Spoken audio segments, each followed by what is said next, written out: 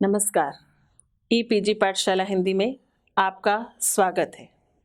मैं डॉक्टर कैलाश कौशल, associate professor, Jainarayan व्यास विश्वविद्यालय में कार्यरत हूँ। आज हम प्रश्न पत्र हिंदी गद्य साहित्य कथा साहित्य के अंतर्गत ज्ञान रंजन की चर्चित कहानी हास्य रस पर चर्चा करेंगे। इस पाठ के अध्ययन के उपरांत आप हास्य रस कहानी के माध्यम से कहानीकार ज्ञान रंजन की कहानी कला से परिचित होंगे। ज्ञान रंजन हिंदी कहानी में साठोत्तरी पीढ़ी के कहानीकार हैं।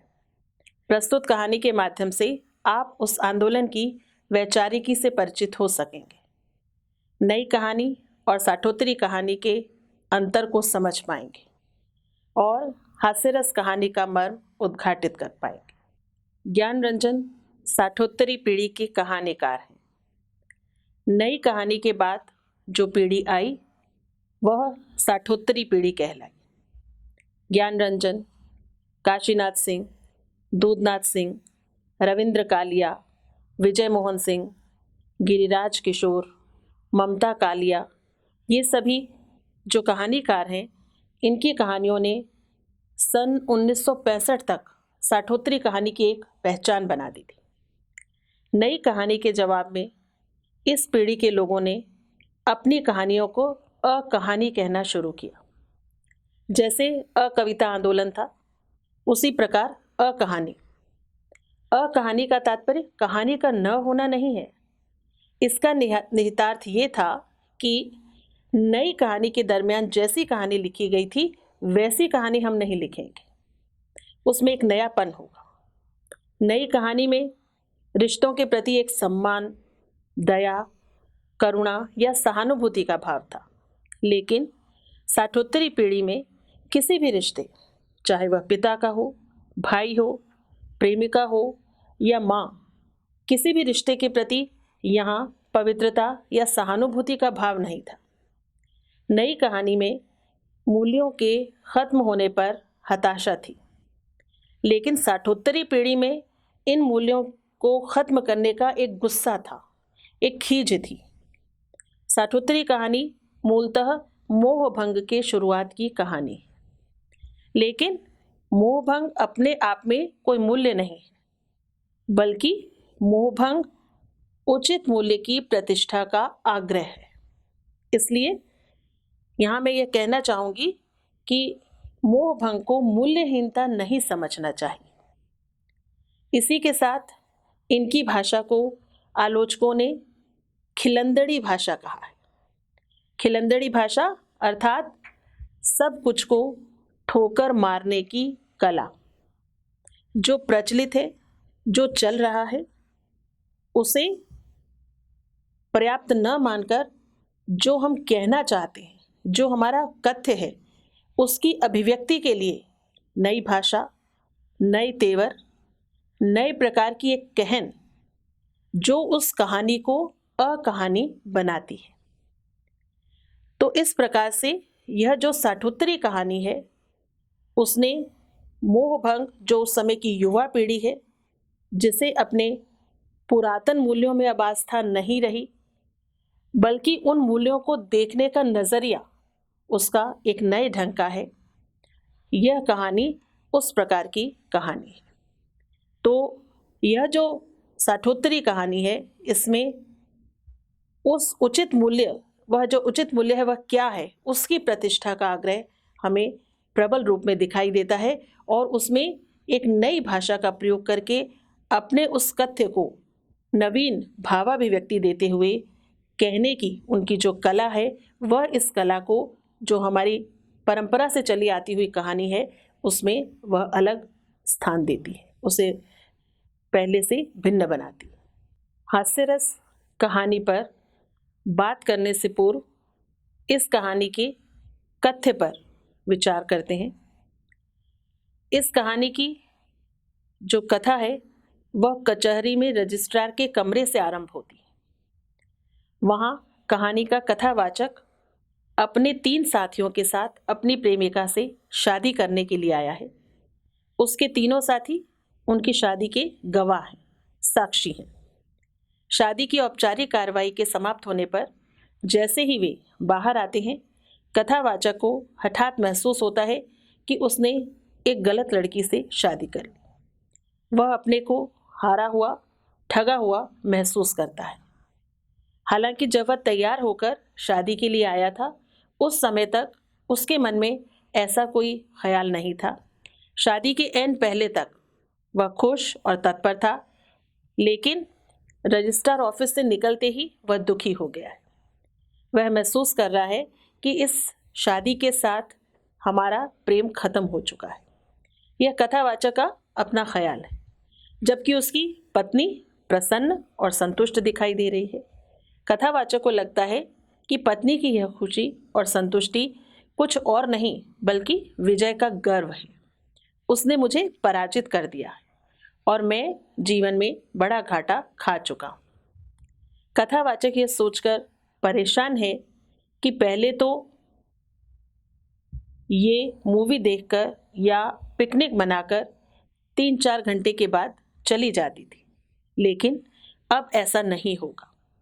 अब ये मेरे पास बराबर बनी रहेगी। इसलिए कथावाचक एक खींच, एक छटपटाहट से भरा हुआ है। ऐसी चिंताओं का सामना जीवन में उसने पहली बार किया है।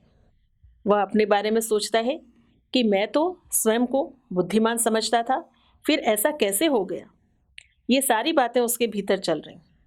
उसके साथ पत्नी के अलावा उसके 3 मित्र और भी हैं। उसे ये डर भी सता रहा है कि कहीं जो साथ चल रहे मित्र हैं, उनमें से कोई उसके मनोभाव को ताड़ न ले। इसके लिए वह अपने चेहरे पर बनावट पैदा करने की कोशिश कर रहा है।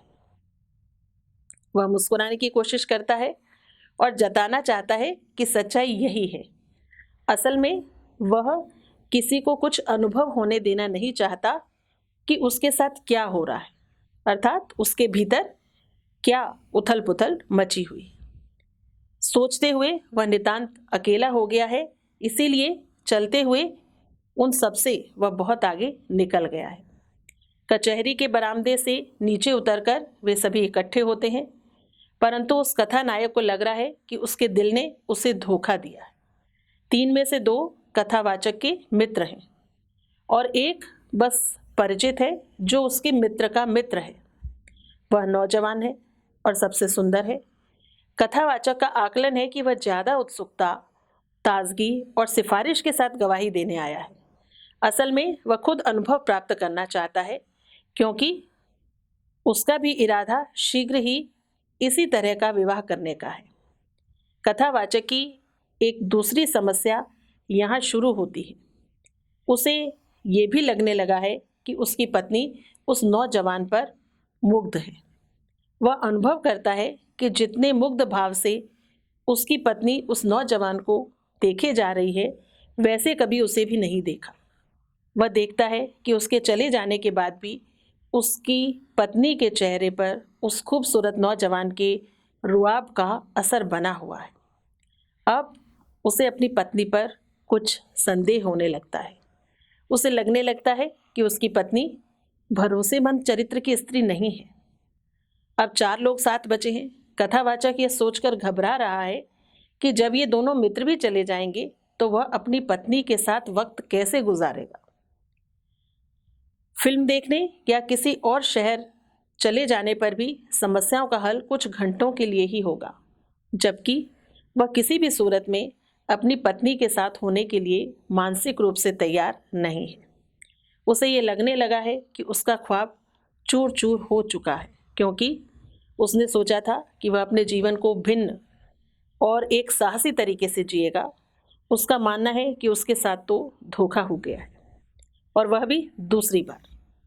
उसे अपनी एक डायरी याद आती है जो उसने सन 1958 में लिखी थी, और जिसमें उसने एक लड़की से धोखा खाने के बाद कुछ निष्कर्ष निकाले थे, जिसके अमल से भविष्य में किसी स्त्री से धोखा खाने की संभावना नहीं थी।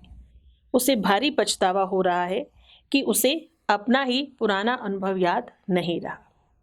कथावाचक को याद आता है कि उसने अपनी पत्नी को शिखा को जब देखा तो उस शिखा के चेहरे पर उसे अचानक अपनी छोटी बहन नैना का चेहरा अब दिखने लगा है। यह स्पष्ट है कि नैना शिखा से ज़्यादा सुंदर है। उसे लग रहा है कि उसने भारी भूल की और अब मैं बेकार ही झल्ला रहा। उसे नैना को ही पाना चाहिए था। अपनी गलतियों के सिलसिलेवार प्रकट होने और इस तरह से सोचने पर उसे यह भी लगने लगता है कि अब वह एक गंभीर व्यक्ति नहीं रहा। उसे लगता है कि सारी गड़बड़ियां उसी के साथ हो रही, बाकी दुनिया में सब सही चल रहा है। उसे अपने एक घनिष्ठ मित्र की याद आ रही है जिन्होंने इसी कायदा का विवाह किया है और वे खुश हैं। कथावाचक ने चुपके से उन्हीं से प्रेरित हो इस ढंग की शादी की है। उसे लगने लगा है कि वह किसी भी तरह के काम करने में अपनी दिलचस्पी खो चुका है। उसे कोई काम नहीं सूझ रहा जिसमें व्यस्त हो सकने की गुंजाइश अब बची हो। चलते चलते उसका ध्यान अपनी पत्नी के कपड़ों पर जाता है और वह पाता है कि अब उसकी पत्नी में संकुचित जातीयता की बू है, क्योंकि वह कपड़े भी अपनी ही जाति के लोगों की दुकान से खरीदती है। उसे लगने लगता है कि धीरे धीरे उसके मन में अपनी पत्नी के प्रति एक प्रतिशोध की भावना पैदा होती जा रही है। लेकिन चिंता का एक दूसरा पहलू यह भी है कि कहीं ऐसा न हो कि इधर वह अपनी पत्नी से बदला लेने की फिराक में रहे और उधर कोई और उसकी पत्नी को अपने प्रेम जाल में फंसा ले। चलते चलते वह एक योजना बनाता है। वह अपने उन गृहस्थ दोस्तों के यहाँ अपनी पत्नी को लेकर जरूर जाएगा जो पहले पिकनिक, भोजन और घरेलू समारोहों में उस अकेले अविवाहित को निमंत्रित कर दया, उदारता दिखाते थे। चारों लोग चाय घर पहुंचते हैं। उस चाय घर में वह पहले भी शिखा के साथ आ चुका है।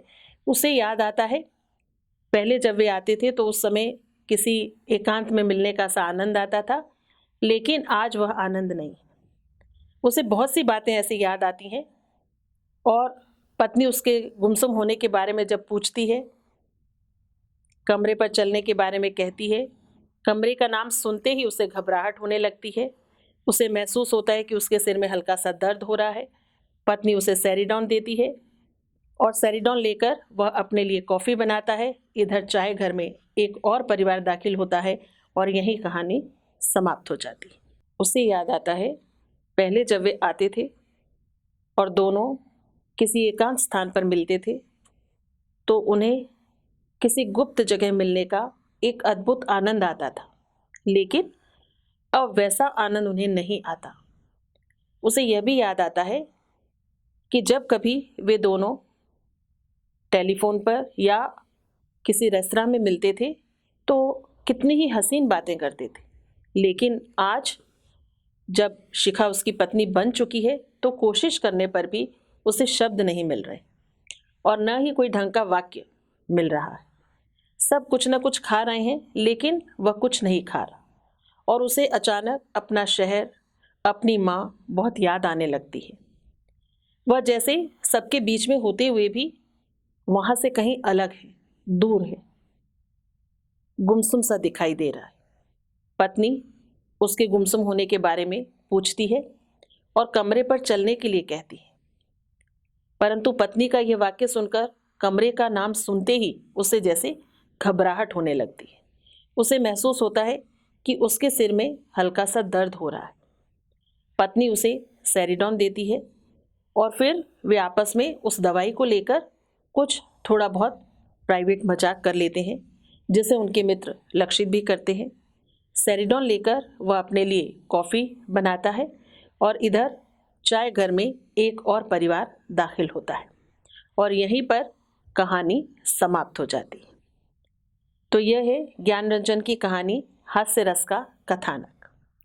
अब हम बात करते हैं इस कहानी की समीक्षा के विषय में।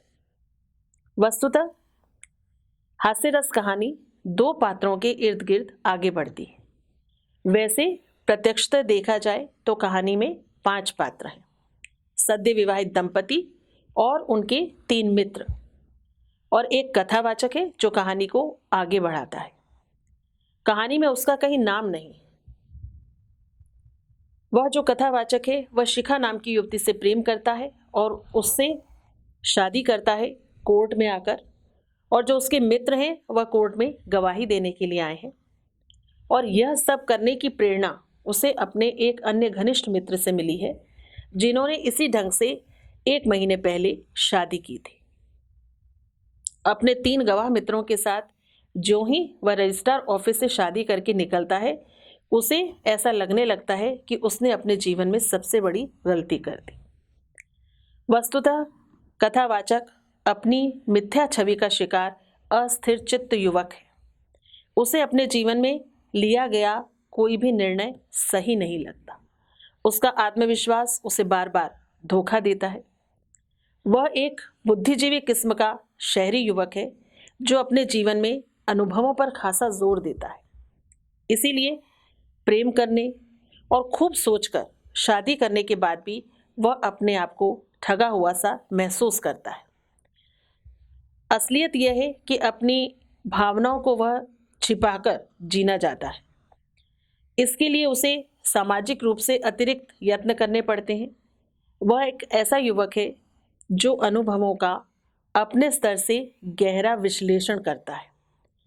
एक एक अनुभव को बहुत गहराई तक ले जाकर वह सोचता है और कई कोणों से उसे देखता है, पर अंततः सबके प्रति अविश्वासी ही होता है। वह अपने व्यक्तित्व को लेकर भी कुंठित है। इसीलिए जब उसकी पत्नी उसके एक मित्र को देखती है जो युवक है, सुंदर है, तो वह अपनी पत्नी के ही चरित्र के प्रति शंकित हो जाता है। कोई किसी की वजह से नहीं, अपनी कमजोरियों और ढकोसलों की वजह से वह प्रतिक्रियावादी होता है। लेकिन उसका मानना है कि वह अपनी पत्नी के कारण प्रतिक्रियावादी होता जा रहा है और इस तरह वह समाजवादी नहीं रह पाएगा।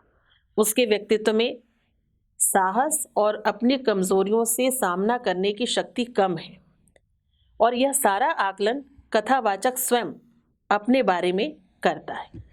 वस्तुतः जो उसके चरित्र के भीतर दुर्बलता है, वह उसी दुर्बलता को एक बड़े रूप में अपने सामने ला करके देखता है और इसीलिए अपने किए हुए निर्णय पर जैसे उसे पश्चाताप होने लगता है। दरअसल यह कहानी प्रेम के विवाह में बदलने की कहानी है। प्रेम जब विवाह में बदलता है तो वह वैसा ही संस्थागत परिवार हो जाता है। अच्छी खासी जो प्रेमिका होती है वह अब पत्नी रूप में हो गई है और जब व्यक्ति पति बनने के दायित्व को ग्रहण नहीं करना चाहता, यह मध्यम वर्गीय जीवन की जो मान्यताएं हैं उन्हें वह स्वीकार नहीं करना चाहता, तब उसकी स्थिति ऐसी हो जाती है जैसी इस कथावाचक की हो चुकी है। हम अपने आसपास के जीवन में कतिपय ऐसे उदाहरण सुगमता से देख सकते हैं।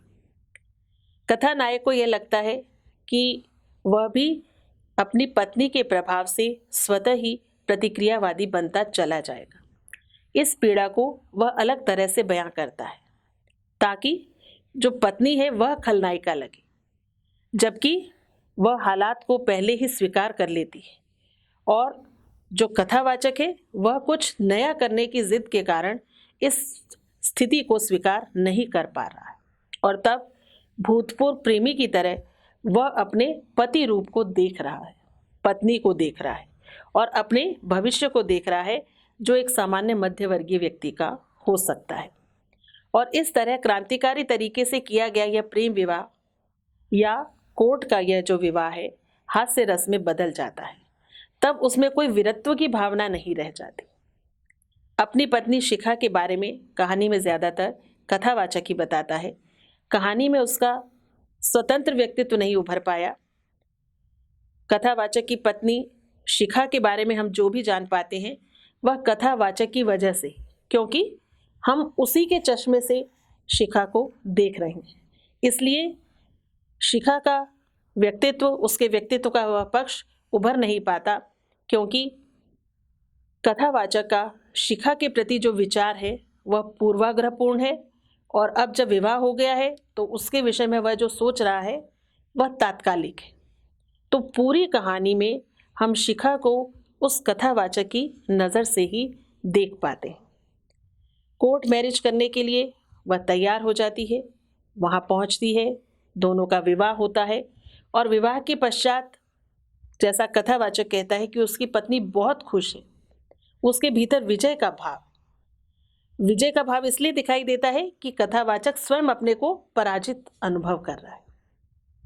जाहिर है अपने निर्णय के प्रति शिखा के मन में कोई भी दुविधा नहीं है, परंतु कथावाचक जब यह देखता है कि जो गवाह देने आए थे उसमें उसके मित्र का जो मित्र है वह युवक है और उसका बलिष्ठ शरीर है, और जो उसकी पत्नी है वह बार बार उस युवक की ओर दृष्टि उठाकर देख रही है, तो कथावाचक अपनी दुर्बलता के कारण अपनी पत्नी के चरित्र के प्रति ही शंकित होने लगता है।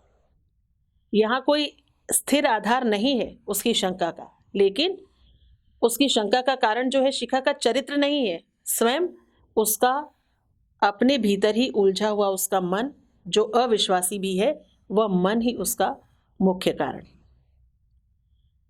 प्रेम भावना की सामाजिकता की पड़ताल की दृष्टि से ज्ञान रंजन की यह कहानी हास्य रस महत्वपूर्ण है।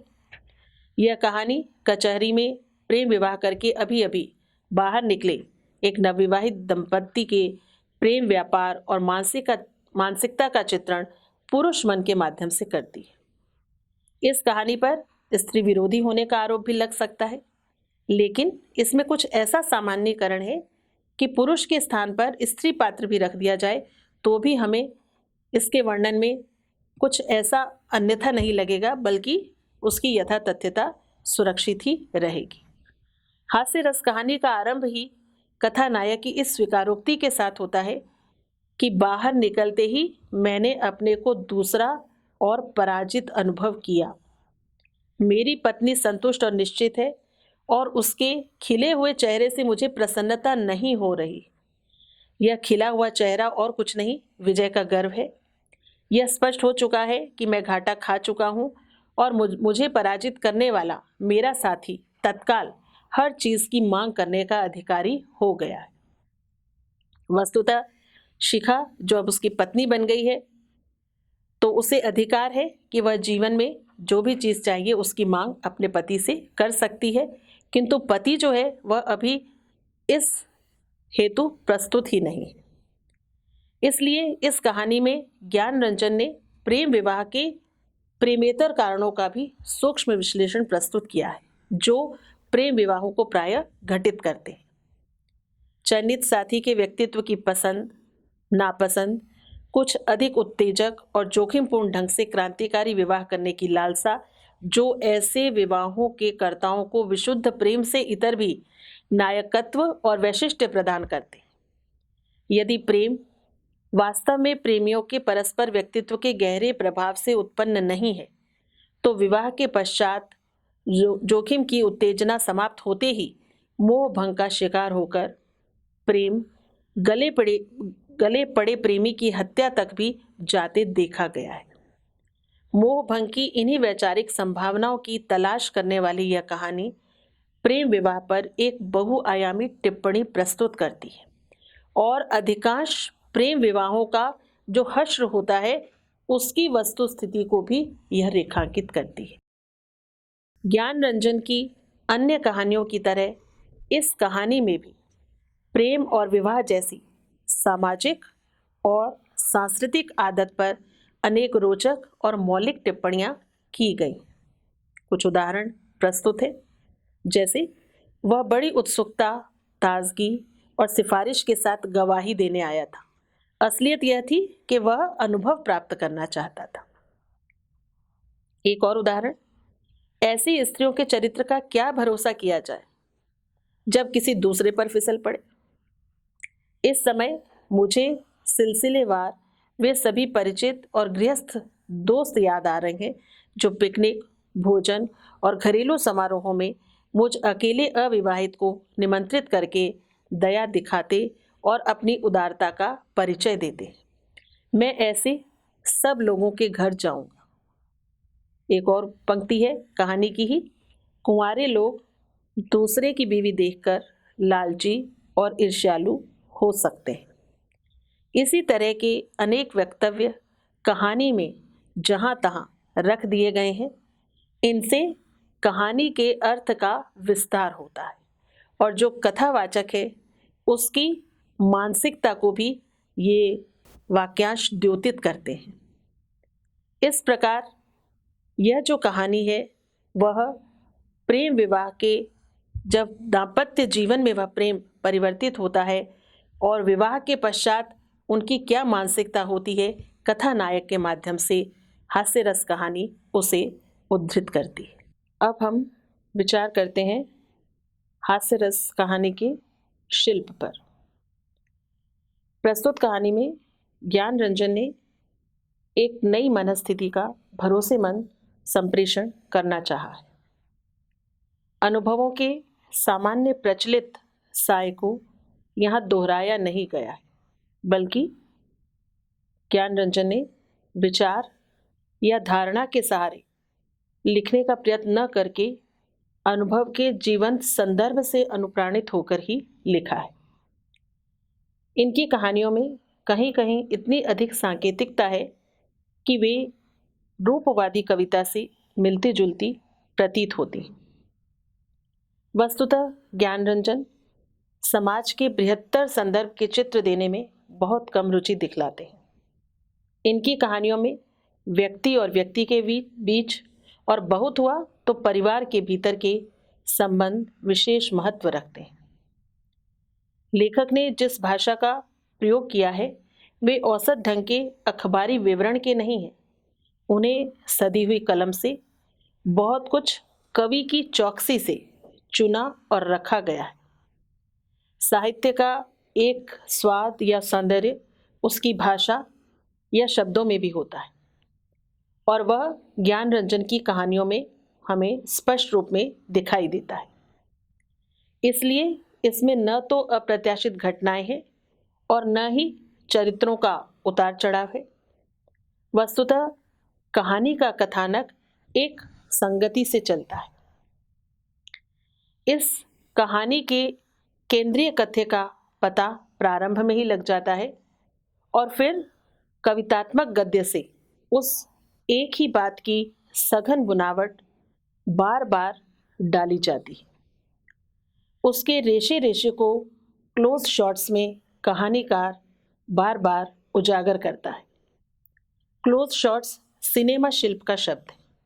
क्लोज शॉट्स यानी कैमरे से बिल्कुल नज़दीक की तस्वीर ली जाती है और इस कहानी में भी हमें ऐसा ही दिखाई देता है। हास्य रस का वस्तु तत्व विकसित न होकर बस खुलता जाता है।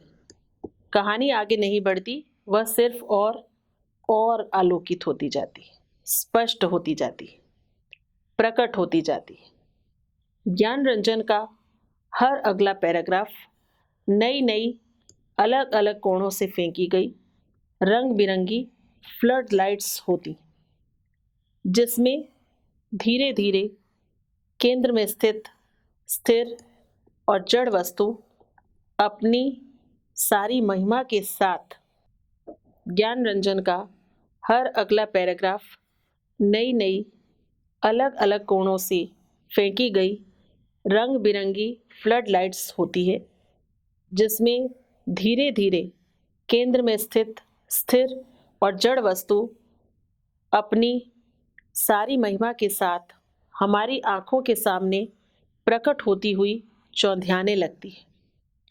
ज्ञान रंजन अपने आवर्तन से कभी बाहर नहीं आते। वे अपनी स्वरचित अर्जित समृद्धि को कभी नहीं तोड़ते, बल्कि उसी का बार बार पुनर्वलोकन करते हैं। ज्ञान रंजन की कहानियां हमेशा एक सम पर रहती हैं, एक अलाप में विद्यमान। उनमें ऊंची नीची गति नहीं है। तंत्र और वस्तु का इतना खूबसूरत और सघन मिलाप हिंदी कहानी में अयत्र दुर्लभ है। शहर ज्ञान रंजन की कहानियों का बीज शब्द है और वह भी सिर्फ इलाहाबाद। उनकी सारी कहानियों में शहर एक विचार की तरह बिछा हुआ है, क्योंकि इसी शहर में मध्य वर्ग रहता है और उस मध्य वर्ग की जीवन पद्धति कितनी निस्सार है, कितनी खोखली है। उस मध्य वर्ग के आदमी में अंदर ही अंदर कितनी उधेड़बुन चलती रहती है और उस पर निस्सारता का मूल्य, उपलब्धि और जीवनादर्श मानकर उससे चिपके हुए लोग, और फिर उनकी खिल्ली उड़ाता हमारा कहानीकार। पिता का पुराने घर, पुराने मूल्यों और आदतों से चिपके रहना, माँ की अपनी चिंताएं और उससे अपने अपने ढंग से अनासक्त उसके बेटे, इसी तरह प्रेम, दाम्पत्य और यौन संबंधों के छद्मों का उपहास करता हुआ कथाकार। कहानी का पूरा ठाठ दिखता कुछ और है और कहता कुछ और है। भावुकता का इस्तेमाल यहाँ भावुकता का मजाक उड़ाने के लिए किया गया है। शालीनता भरे वाक्य वस्तुतः शालीनता के छद्म में तेज सुई चुभाते हैं। इस तरह ज्ञान की कहानियां मध्य वर्ग की पूरी जीवन शैली को ही अपनी चपेट में ले लेती और मध्य वर्ग के जो जीवन है उसकी विडंबना को, उसमें जो एक हमें आवरण दिखाई देता है, उस आवरण को उधेड़ने में ज्ञानरंजन सिद्धहस्त हैं और उसके लिए वे प्रयोग करते हैं एक सर्वथा नई भाषा, एक नया कथ्य जो नएपन के अनूठे स्वाद के साथ हमें उनकी कहानियों में दिखाई देता है। हमारे कुछ आलोचक ऐसा भी मानते हैं कि उस दौर के मध्य वर्ग की जितनी अच्छी समझ ज्ञानरंजन को है उतनी कदाचित किसी और लेखक को नहीं, क्योंकि हमारा लेखक एक ऐसा विषय उठाकर लाता है और फिर उस विषय को एक नए ढंग से, नई भाषा के साथ, नए कथ्य के साथ इस प्रकार से प्रस्तुत करता है कि जो पढ़ने वाला पाठक है वह अपने आसपास के जीवन में जो देखता है उसे ज्ञानरंजन के चश्मे से देखते हुए एक नए रूप में वह उसे देखने की कोशिश करता है और पाता है कि उसने अपने आसपास के समाज को इस रूप में, इस प्रकार से देखा ही नहीं था। तो ज्ञानरंजन की यह जो कहानी है उसका शिल्प, जिसमें छोटे छोटे वाक्यों की क्षिप्रता कहानी को आगे बढ़ाती रहती है, वहाँ घटनाएं अधिक नहीं है, परंतु वह जो वाक्य निर्मिति है और उस वाक्य निर्मिति की जो भाषा है वह भाषा ज्ञानरंजन के कथ्य को बेहतर तरीके से हमें प्रेषित करती है। अब हम आते हैं कहानी के निष्कर्ष की ओर। ज्ञानरंजन की कहानी हास्य रस, प्रेम होने और उसके न होने के पीछे जो ढोंग काम करता है, जो एक आडंबर काम करता है, उसकी तरफ हमारा ध्यान ले जाती है। वस्तुतः कहानी में शुरू से अंत तक एक व्यंग्य छिपा हुआ है, एक गहरा व्यंग्य, एक पढ़े लिखे और अनुभव को जीवन में प्रमुखता देने वाले बुद्धिजीवी किस्म के युवक के द्वंद्व से परिचित कराती हुई यह कहानी जटिल होते हुए मानवीय रिश्तों को अभिव्यक्त करती है और इसे इस कहानी में निर्विकार वस्तुपरक ढंग से प्रस्तुत किया गया है। कथानायक प्रारंभ ही इस रूप में करता है कि उसके साथ जैसे जीवन में बहुत बड़ा धोखा हो गया है, जबकि यहाँ तक पहुँचने का, विवाह करने का निर्णय उसी का था, परंतु जो पत्नी के चेहरे पर खुशी है वह जैसे उस कथानायक को भीतर ही भीतर विचलित कर देती है। कहानी में कहीं सपाटता नहीं है, वह गहरे विश्लेषण के साथ आगे बढ़ती है और हम पूरी कहानी में कथानायक के मन के भीतर चलते हुए विचारों के इस आलोड़न विलोड़न को भली भांति देख पाते हैं।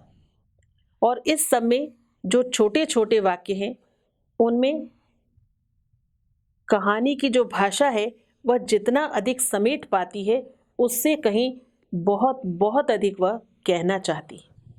इसी कोशिश में वह अक्सर कवितोन्मुख भी होती है। कहानी में एक भी असावधान वाक्य नहीं है।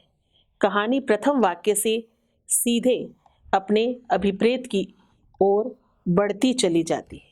कथानायक का अविश्वासी मन अपने भीतर झांकता है तो यह पाता है कि अब उसका आत्मविश्वास वैसा नहीं रहा जैसा पहले था, क्योंकि पहले वह एक प्रेमी की भूमिका में था और उसे लगता है कि एक प्रेमी की भूमिका में रहना अधिक उचित था।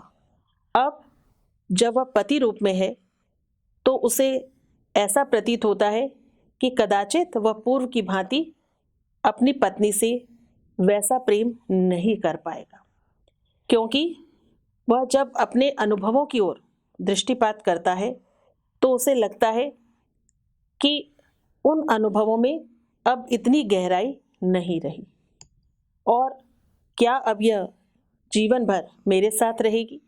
पहले थोड़े समय के लिए आती थी और हम अपने आपस की बातें करके चले जाते थे अपने अपने घर, और तब एक दूसरे के प्रति आकर्षण का भाव बना रहता था। किंतु अब जब हर समय पत्नी मेरे साथ ही रहेगी तो उसे लगता है कि वैसा आकर्षण अब नहीं रहा। एक महत्वपूर्ण आलोचक हैं दूधनाथ सिंह। उनका मानना है कि हास्य रस में विवाह के तुरंत बाद प्रेमिका के पत्नी हो जाने के कारण जन्म लेती ऊब और प्रेम की हास्यास्पदता ही इसका मूल तथ्य है। इनकी कहानियों में वस्तु तत्व का विकास नहीं होता, वह परत दर परत उद्घाटित होता रहता है और इस प्रकार जो कहानी है वह एक ही बात की सघन बुनावट के साथ अपने कथ्य पर महत्वपूर्ण प्रभाव डालती है और वह कथ्य पाठक के जहन में बस जाता है। आसपास के हमारे समाज से ही ली हुई यह जो मनस्थिति है, उस मनस्थिति का सूक्ष्म विश्लेषण ज्ञान रंजन की इस हास्यरस कहानी को विशिष्टता प्रदान करता है।